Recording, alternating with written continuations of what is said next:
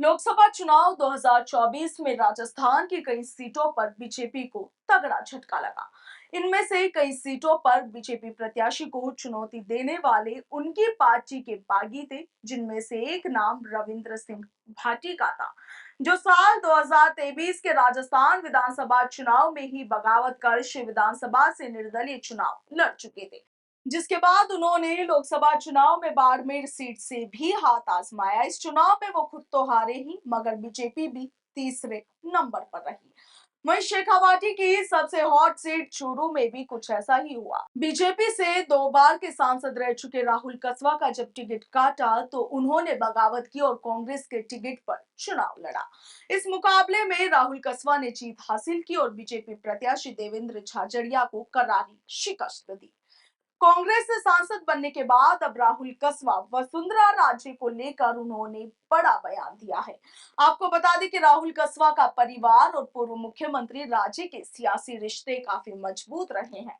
शेखावाटी में राजे की राजनीति की धुरी में कसवा समेत कई नेताओं का नाम शुमार रहा है।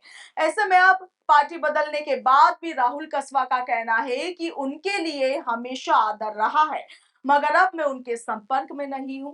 उन्होंने कहा कि राजस्थान को जिसने भी लंबा नेतृत्व दिया है, मैं हर उस लीडर का आदर सम्मान करता हूं।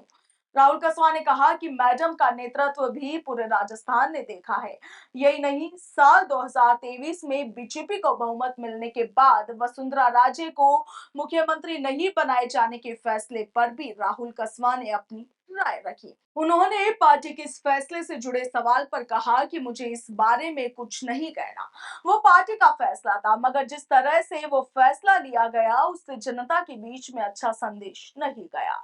लोकसभा चुनाव के दौरान भी लोगों के मन में ये बात थी। राहुल कसवा ने कहा कि वसुंधरा राजे जी हमारी लीडर रही है, उनके कार्यक्रम में जाना पार्टी लाइन से बाहर नहीं हो सकता। मैं हमेशा उनका आदर करता था और आज भी करता हूं। राहुल कसवा ने आगे कहा कि जहां तक सवाल मेरी परफॉर्मेंस को लेकर है, तो पार्टी ने स्टैंडिंग कमेटी में बैठक में उपस्थिति का निर्देश दिया। मेरी उपस्थिति 100% रही।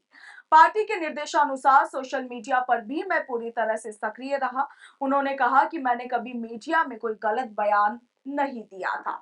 इस पूरे संसदीय क्षेत्र में मैं, मेरे पिता और मेरी माता लोगों के बीच काम करते थे। अगर मुझ में कोई कमी थी तो अध्यक्ष की जिम्मेदारी थी कि मुझे बुलाते और मुझसे सवाल करते, मगर ऐसा कुछ किया नहीं गया और मेरा टिकट काट दिया गया। राहुल कसवा के इस बयान पर आपकी क्या कुछ राय है? कमेंट सेक्शन में जरूर लिखिएगा। फिलहाल के लिए इतना ही। नमस्कार।